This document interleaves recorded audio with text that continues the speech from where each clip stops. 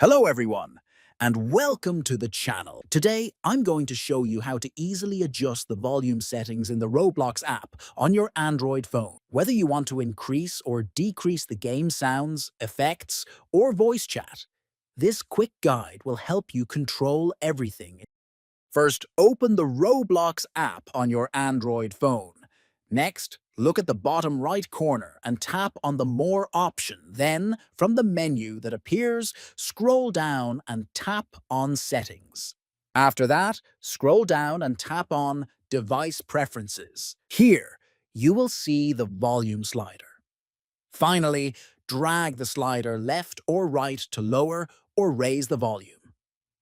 This adjustment affects the menu sounds, experience sounds, and voice chat. That's it.